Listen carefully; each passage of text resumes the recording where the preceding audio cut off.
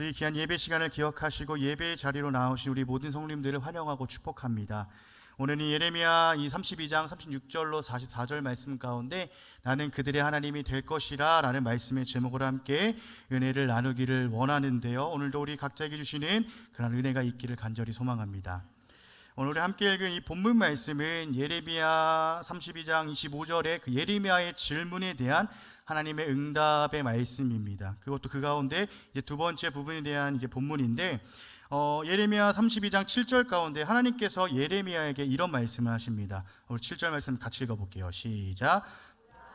숯불 살룸의 아들 하나멜이 내게 와서 말하기를 너는 아나돗에 있는 내 밭을 사라. 이 기업을 물을 권리가 내게 있느니라 하리라 하시더니. 아멘.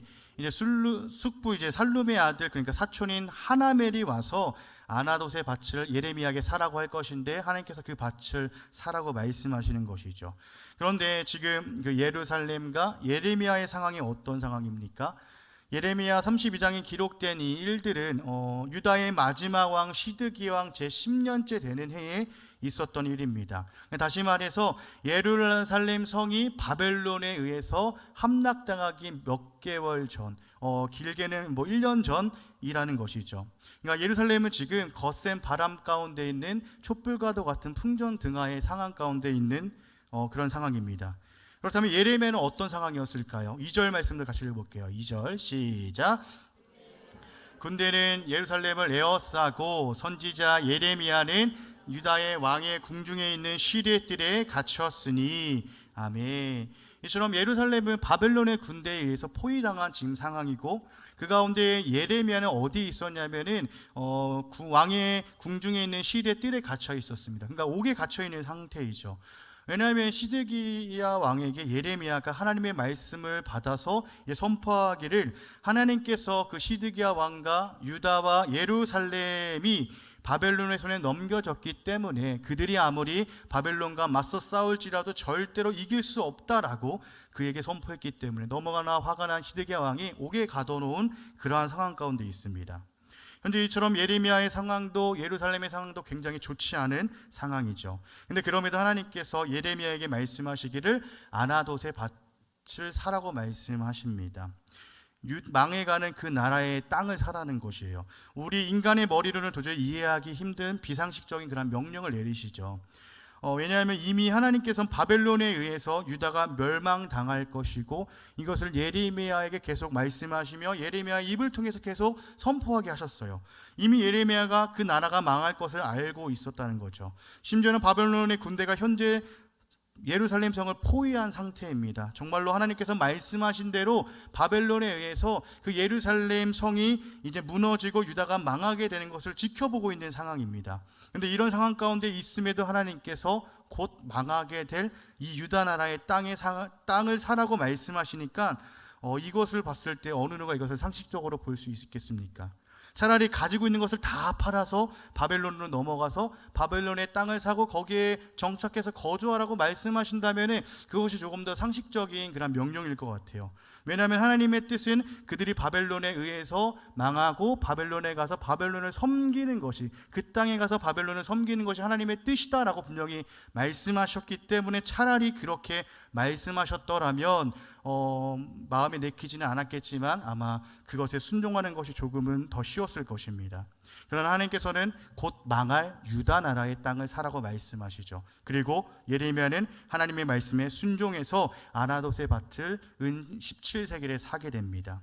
이 하나님께서는 그 땅을 산 매매 증서를 토기에 담아서 오랫동안 보관하라고 말씀하시면서 말씀하시기를 사람이 이 땅에서 집과 밭과 포도원을 다시 사게 되리라 라고 말씀합니다. 다시 그 땅을 회복하게 하실 것을 지금 말씀하고 계신 것이죠. 이렇게 망해가는 그 나라 아나돗의 밭을 사라고 말씀하신 것은 하나님께서 그 유다 나라, 결국엔 하나님의 심판에 의해서 망할 것이지만 다시 회복할 것이라는 하나님의 그런 어떠한 퍼포먼스를 보여주고 계신 것입니다. 그러나 그럼에도 그러한 상황 가운데 있다면은, 이런 풍정등화와 같은 상황 가운데 있다면은 예레미야도 사람이기 때문에 아마 그 마음에 내키진 않았겠죠. 그렇기 때문에 예레미야는 이해할 수도 없는 비상식적인 그러한 명령을 내신 하나님 앞에 나아가서 질문을 합니다. 함께 32장 25절 말씀 읽어볼게요. 시작.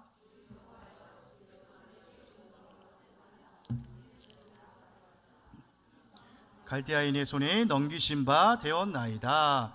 이것을 좀 세번역 성경으로 제가 한번 읽어드리면은, 주 하나님, 어찌하여 주님께서는 이 도성이 이미 바벨로니아 군대의 손에 들어가게 되었는데 저더러 돈을 주고 밭을 사며 증인들을 세우라고 말씀하셨습니까? 라고 이렇게 질문하고 있습니다. 예레미야는 이렇게 이해할 수 없는 이 상황에 대하여 하나님께 질문을 하는데, 바벨론의 손에 의해서 곧 망하게 될 그러한 땅을 사라고 하니까 예레미야가 이해가 되지 않기 때문에 질문합니다. 사랑하는 성도 여러분, 우리도 이제 신앙생활을 하다 보면은, 믿음으로 살아가다 보면은 때로는 하나님께서 도저히 이해하기 힘든 일들을 순종하게 하시고 이렇게 섬김의 자리에 거하게 하실 때도 있습니다. 또 하나님의 말씀을 따라 이 길이 맞다라고 이렇게 걸어가고 있는데 갑자기 그 길을 막으시고 이해할 수 없는 이상한 길로 인도하실 때도 있죠. 우리 성령님께서는 이런 상황 가운데 어떻게 반응을 하십니까?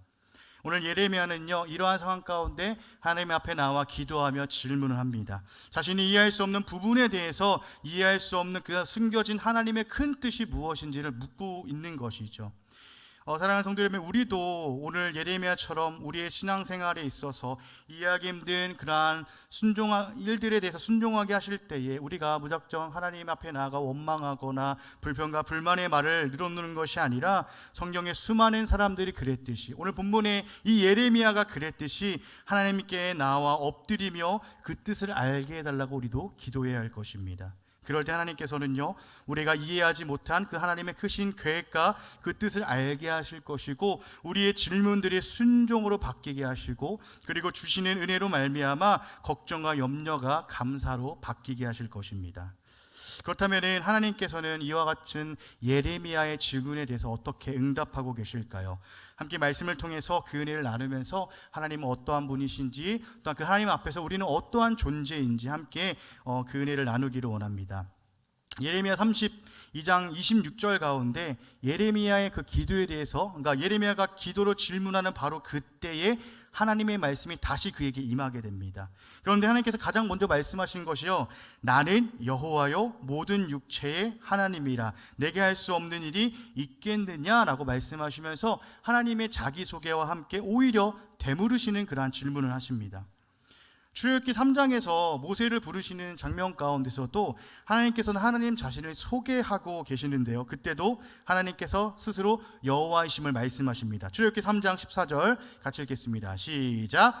하나님이 모세에게 이르시되 나는 스스로 있는 자이니라. 또 이르시되 너는 이스라엘 자손에게 이같이 이르기를 스스로 있는 자가 나를 너희에게 보내셨다 하라. 아멘. 사랑하는 성도 여러분, 우리 하나님께서 여호와 곧 스스로 계신 분이라는 말씀은요, 하나님께서 참 신이심을 말씀하고 계신 것입니다. 우리 인간은 언제나 우리 부모라는 존재가 있어야지 우리가 존재할 수 있고, 우리 부모님도 그리고 또한 우리도 우리 조상들이 있었기 때문에 우리가 지금 이 땅에 존재할 수 있습니다. 결코 우리 스스로는 존재할 수 없는 그런 연약한 자들이라는 거죠. 그리고 이 세상 또한 마찬가지입니다. 이 세상에서 스스로 존재할 수 있는 것은 단 하나도 없습니다.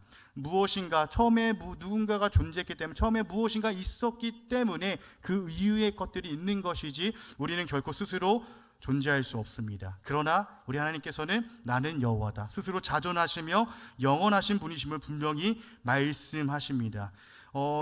이렇게 나는 여호와다라고 말씀하시면서 하나님께서는 분명 예레미야에게 이 그들의 조상들이 겪어왔던 구원의 하나님, 출애굽 당시 하나님께서 얼마나 전능하신 일을 행하셨는지를 아마 예레미야에게 다시 한번 이렇게 생각나게 하셨을 것 같습니다. 그렇기 때문에 나는 여호와다라고 말씀하시는 것은, 우리 하나님께서는 참 신이시기 때문에, 참 하나님이시기 때문에 내가 할 수 있는 것이 단 못하는 것이 하나도 없다라는 것을 말씀합니다. 저는 하나님께서 어떠한 분이신지를 먼저 알려주십니다.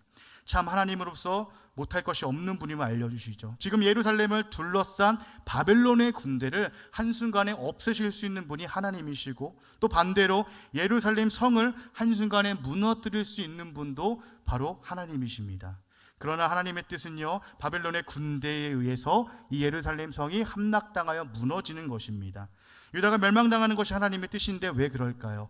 오늘 본문 가운데 27절부터 35절 말씀 가운데 그 이유에 대해서 분명히 말씀하시는데, 그 이유는 궁극적으로 단 하나입니다. 하나님을 섬기기 위해 선택받아 부름을 받은 이스라엘 백성들이 하나님이 아닌 다른 신들, 곧 우상을 섬겼기 때문에 하나님께서 그들을 심판하신 것입니다. 그리고 그들의 우상 숭배는요, 그 어느 한순간의 범죄가 아니라 그들의 역사 가운데 오랜 시간을 지속해온 범죄였습니다. 그러므로 하나님께서는 매 순간순간 그 시대마다 하나님의 사람들인 선지자를 보내셔서 그들을 가르치시며 다시금 돌아오게 하셨습니다. 그렇지만 이스라엘 백성들은 하나님의 음성에 귀를 기울이지 않았고 회개하여 돌아오지 않았습니다. 그렇기 때문에 하나님의 진노가 가득 차게 되었고, 결국에는 이렇게 하나님께서 바벨론이라는 심판의 도구를 들으셔서 그들을 심판하고 계신 것입니다. 그러나 우리 하나님의 그 심판의 최종 목적은, 우리가 기억해야 될 것은 하나님의 백성이 망하는 것에 있지 않다라는 것입니다. 그들의 회복이 하나님의 뜻이고 최종 목적입니다. 그렇기 때문에 오늘 함께 읽으신 이제 36절부터 그들의 회복을 말씀하고 계시는데, 그 말씀 가운데 가장 중요하게 보는 말씀은 38절의 말씀입니다. 함께 38절 읽겠습니다. 시작. 될 것이며, 아멘. 그들이 하나님의 백성이 되고 하나님은 그들의 하나님이 되시는 것, 이것이 이 회복의 말씀 가운데 핵심이 되는 말씀입니다. 왜냐하면 하나님이 그들의 하나님이 되심에서부터 그들의 회복이 시작되기 때문이죠. 이스라엘 백성은 하나님의 백성임에도 하나님의 백성으로서 하나님을 모시고 살아가지 않았습니다. 자신의 정욕과 욕망을 채우기 위해서 하나님과 동시에 이방의 여러 우상들을 신으로 모시고 살아갔습니다. 그렇기 때문에 이들의 회복은 여기서부터 시작되어야 됩니다. 그들이 하나님의 백성이 되는 것, 그렇기 때문에 하나님께서 그들의 하나님이 되는 것, 바로 여기서부터 그들의 회복이 시작되는 것이죠. 사랑하는 성도 여러분, 이스라엘 백성은 하나님께 택하심을 받고 하나님의 백성으로 부르심을 받아서 하나님의 약속에 따라 분명 젖과 꿀이 흐르는 그 땅을 차지하였고 받았습니다. 그리고 그 젖과 꿀이 흐르는 땅에서 그들에게 마땅한 의무는 하나님을 섬기며 하나님의 말씀에 순종하는 것입니다. 그러나 그들의 역사를 볼 때 그들은 실패하였습니다. 하나님께서 능력이 없으셔서 실패한 것이 아니라 이스라엘 스스로의 연약함과 악함 때문에 실패하였습니다. 그렇다면 하나님께서는요, 실패한 이들을 과연 어떻게 회복하여 주실까요? 함께 예레미야 32장 33절로 35절 말씀 읽어보겠습니다. 시작. 등을 내게로 돌리고 얼굴을 내게로 향하지 아니하며 내가 그들을 가르치되 끊임없이 가르쳤는데도 그들이 교훈을 듣지 아니하며 받지 아니하고 내 이름으로 일컫는 집에 자기들의 가증한 물건들을 세워서 그 집을 더럽게 하며 힘놈의 아들의 골짜기에 바알의 신당을 건축하였으며 자기들의 아들들과 딸들을 몰래 앞으로 지나가게 하였느니라. 그들이 이러한 가증한 일을 행하여 내가 명령한 것도 아니요 내 마음에 둔 것도 아니니라. 아멘. 하나님을 섬겨야 할 이스라엘 백성들은 오히려 하나님께 등을 돌렸고 하나님이 아닌 이 땅과 이 땅의 섬김을 받는 그 우상에게 그들의 얼굴을 향하였습니다. 그러면 하나님께서 앞에서 말했듯이 계속해서 선지자를 보내주셨음에도 귓등으로 드리려고 하지 않았죠. 심지어 이들은 하나님의 성전을 우상으로 더럽히기도 합니다. 그런데 하나님께서 말씀하시는 것은요, 그들이 이런 가증한 일을 행하여 유다로 범죄하게 한 것은 내가 명령한 것도 아니고 내 마음에 둔 것도 아니다라고 말씀하십니다. 다시 말해서 그들의 우상 숭배는 하나님께서 명령한 일도 아니시고 하나님께서 상상조차 하지 못했던 일을 그들이 행한다라고 말씀하는 것이죠. 그러면 하나님께서 이렇게 병들어 있는 이스라엘 백성들에게 내리시는 그러한 치료법, 솔루션은 무엇입니까? 하나님께서 내리신 방법은 영원한 언약을 그들에게 주시는 것이었습니다. 그렇다면 영원한 언약이 무엇일까요? 먼저 이 영원한 언약은 하나님께서 하나님의 백성에게 복을 주시기 위해서 그들을 떠나지 않겠다라는 하나님의 약속입니다. 그런데 하나님께서 떠나지 않기 위해서, 하나님이 그 백성들 가운데 계속 계시기 위해서는요, 그 백성들은 거룩해야 됩니다. 왜냐하면 하나님께서 내가 거룩하니 너희도 거룩하라 라고 분명히 말씀하고 계시기 때문이죠. 곧 우리 하나님께서는 거룩하신 분이시기 때문에 거룩하지 못한 모든 죄와 불의에 대해서 결코 참지 않으시고 심판하시는 분이십니다. 그렇기 때문에 이 예레미야서 가운데 하나님께서 이스라엘의 심판뿐만이 아니라 열방을 향해서도 심판의 말씀을 선포하십니다. 왜냐하면 그들 또한 거룩하지 못한 악한 일들, 곧 하나님 앞에서 교만하고 오만하며 가증한 우상 숭배를 통해서 죄를 지었기 때문이죠. 이처럼 하나님께서 그들과 함께 하시기 위해서 그들 안에 있는 문제가 분명 해결되어야 합니다.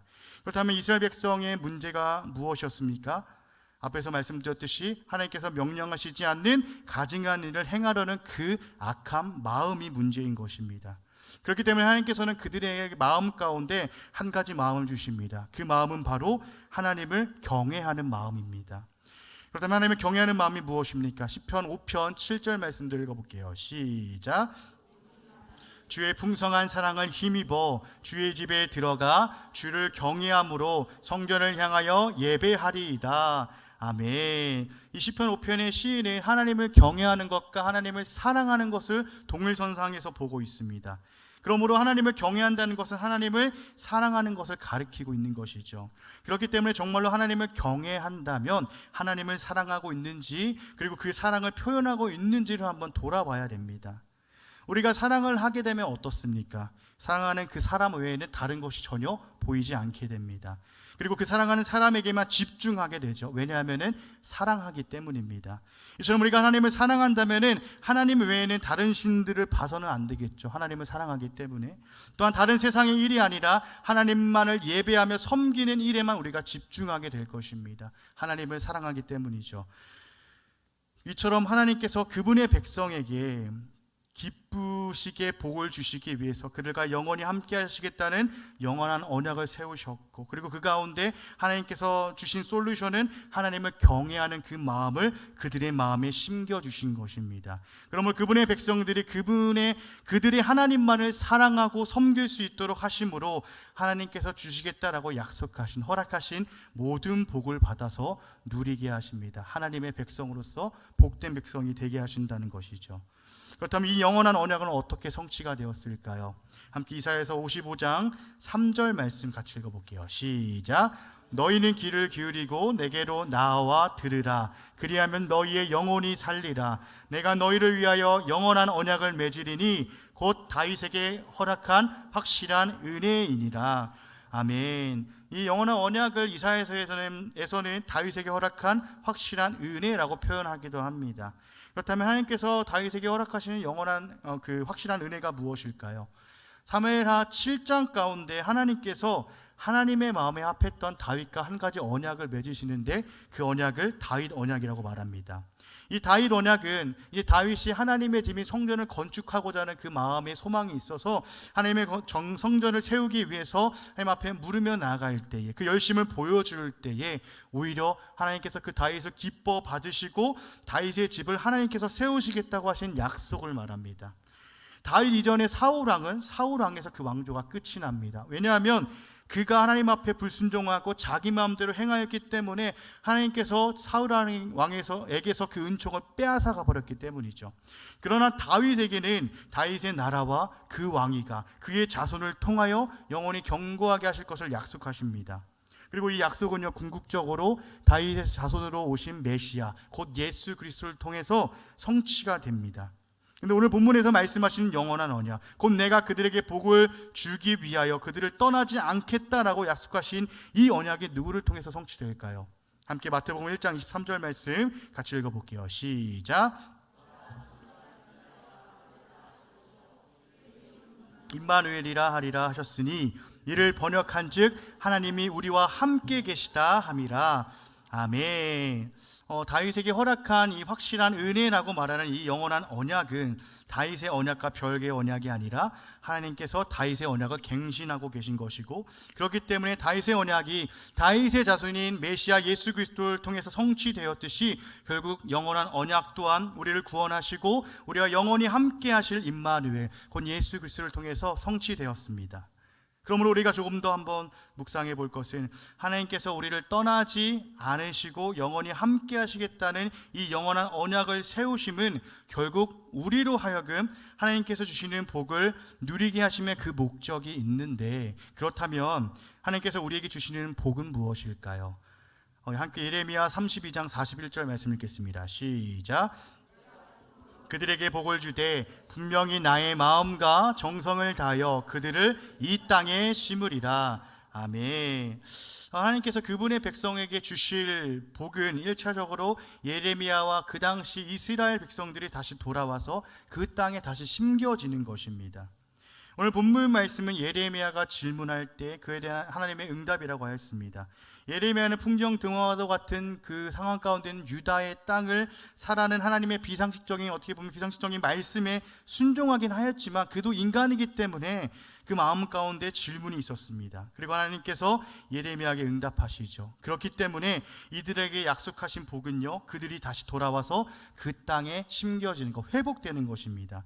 그렇기 때문에 그 증표로서 43절과 44절 말씀 가운데 예레미야가 그랬듯이 이 땅에서 사람들이 똑같이 밭을 사게 될 것이고 증서를 기록하게 될 것이고 봉인하고 증인을 세우는 일들을 하게 될 것을 말씀합니다. 하나님의 백성들이 하나님께서 약속하신 가나안 땅에 다시 돌아와서 하나님의 백성으로서 하나님을 영원히 섬기며 살아가게 하시는 것이 그들이 다시 받은 복이라는 것입니다. 또 하나님께서는 이제 하나님께서 주시는 그 마음을 가지고 하나님을 경외하며 살아갈 하나님의 백성들에게 하나님께서 허락하신 모든 복을 내릴 것을 말씀합니다. 그리고 무엇보다 이를 위해서 그들과 영원히 함께 하시겠다 말씀하시죠. 함께 32장 40절 말씀 읽겠습니다. 시작. 복을 주기 위하여 그들을 떠나지 아니하리라. 아멘.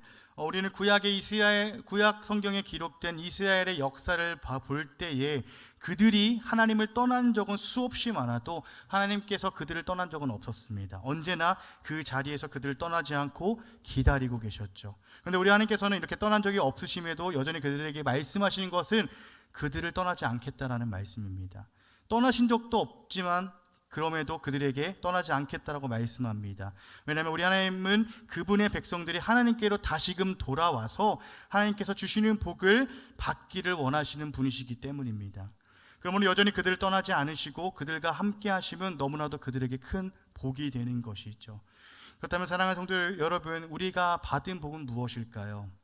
오늘날 우리를 하나님께서 세우신 이 거룩한 하나님의 나라 백성 공동체인 교회 안으로 들어와 함께 신앙생활하며 살아갈 수 있도록 하신 것, 그리고 이를 위해서 우리의 마음에 믿음의 뿌리를 박게 하시고 하나님을 경외하는 마음을 주셔서 하나님을 예배하며 하나님의 백성으로서 주시는 모든 복을 받아 누리며 살아가게 하신 것, 이것이 바로 우리가 하나님께 받은 복은 아닐까요? 또한 이를 위해서 오늘도 영원히 우리와 함께 하시는 그 하나님과 동행함을 하는 삶을 살아가는 것, 이것이 우리에게 주신 복이 아닐까요? 그러므로 오늘도 하나님의 백성에게 복 주시기를 원하시는 하나님께서 세우신 그 영원한 언약에 따라서 주시는 참된 복을 받아 누리는 우리 모두가 되었으면 좋겠습니다. 사랑하는 성도 여러분, 우리는 신앙생활함에 있어서 정말 때로는 정말 하나님께 도저히 이해하기 힘든 일들에 대해서 순종을 받을 때가 있습니다. 또한 이해할 수 없는 방향으로 이끄심을 보고 있자니 마음이 답답할 때도 있습니다. 이때 우리는 예레미야 선지자처럼 기도함으로 하나님 앞에 나아가서 그 뜻을 구해야 됩니다. 우리는 도저히 다 이해할 수 없는 하나님의 크신 뜻이 무엇인지 알게 해달라고 기도해야 됩니다. 그때 비로소 우리는 하나님의 뜻이 무엇인지, 내게 있어 가장 좋은 길, 선한 길이 무엇인지 깨달아 알게 될 것입니다. 내가 생각하고 내가 계획했던 그 모든 것들보다 훨씬 크신 하나님의 뜻과 계획을 깨달게 되는 것이죠. 그리고 무엇보다 하나님께서 우리에게 말씀하고 계시지 않습니까? 나는 너희의 하나님이 될 것이다 라고 말씀합니다. 하나님께서 우리의 하나님이 되심은 우리를 복 주시기 위함입니다. 하나님께서는 그분의 백성이 망해가는 것을 원치 않습니다. 그분의 백성이 하나님께서 주시는 복을 받아서 그 복을 영원히 누리는 삶을 살기를 바라십니다. 그러므로 오늘 하루도 남은 이 한 주도 우리가 영원히 함께 하시며 우리에게 하나님을 경외하며 사랑하는 마음을 주실 때에 그 마음을 정말로 소중히 소중히 여기심으로 하나님을 예배하고 하나님의 뜻을 찾고 구하며 우리의 각자의 삶을 통해서 그 뜻을 이루어 가시기를 간절히 소망합니다. 그러므로 하나님을 경외하며 하나님께서 인도하시는 그 길로 나아갈 때에 주시겠다 약속하시고 허락하신 그 모든 복을 받아서 누리는 귀한 우리의 삶이 되기를 주님의 이름으로 간절히 소망합니다.